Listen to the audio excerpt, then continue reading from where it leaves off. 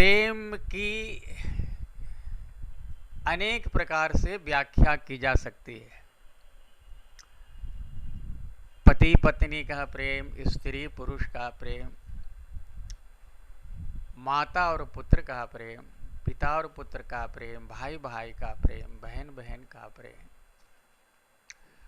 और भी न जाने कितने प्रेम। लेकिन हम खुद अपने जीवन में अनुभव करते हैं कि ये सभी प्रेम समय की गति के अनुसार कभी कम कभी ज़्यादा होते रहता है। एक तरह से कहिए तो ये सभी प्रेम टाइम बाउंड लिमिट के अंतर्गत होते रहता है, और इसका एक स्वरूप और है, क्षण क्षण में कम होते रहना।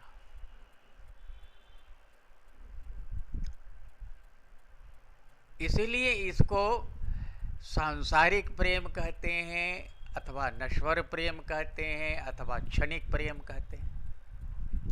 लेकिन एक प्रेम और होता है जो एक भक्त का, एक प्रेमिका का भगवान रूपी प्रेमी से प्रेम होता है, और एक भक्त का भगवान से प्रेम होता है।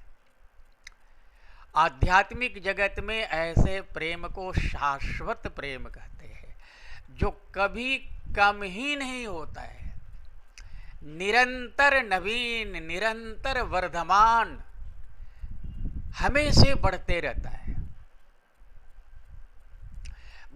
ये भाव से लोग, हजारों की संख्या में लोग इस प्रेम को पाने के लिए विंध्याचल में अपने ही शरीर की हड्डियों पर बैठ करके तपस्या करते थे। नारद जी ने इस दृश्य को देखा और पूछने पर इस रहस्य का उद्घाटन हुआ। तो नारद जी स्वयं इस प्रेम का रस चखने के लिए तब तक ब्रज में रहे जब तक भगवान ब्रज की बाल लीला करते रहे।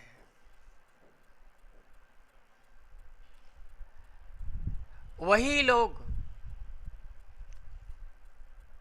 ब्रज में गोपी और ग्वाल बन करके प्रकट हुए, और सभी सांसारिक नाते रहते हुए, पति रहते हुए, पुत्र रहते हुए, उन्होंने भगवान से एकात्म भाव और अप्रतिम ढंग से प्रेम किया। इसी क्रम में रास की लीला हुई, इसी क्रम में माखन चोरी की लीला हुई, इसी क्रम में कालिए दहन की लीला हुई, इसी क्रम में गोवर्धन लीला हुई। जितनी भी बाल लीलाएं हुई सब इसी शाश्वत प्रेम की पराकाष्ठा के रूप में आप इसको देख सकते हैं। और भक्त इसी प्रेम में डूबा रहना चाहता है, वो कभी इससे निकलना ही नहीं चाहता है। और भगवान, हम आपको रोज बता रहे हैं कि भगवान ऐसे प्रेमी भक्त के बिल्कुल अधीन, भागवत में कहते हैं अहम भक्त अहम पराधीनो, अहम भक्त पराधीनो ही अस्वतंत्र इव द्विजा, दुर्वासा ऋषि से कहते हैं। मेरे भाई, इस शाश्वत प्रेम की ओर केवल भक्तों को ही बढ़ना, ऐसा तो कोई नियम नहीं है। हम लोग भी इस प्रेम की ओर बढ़ सकते हैं, और हम लोगों को भी इस प्रेम की ओर बढ़ना। धन्यवाद। नारायण।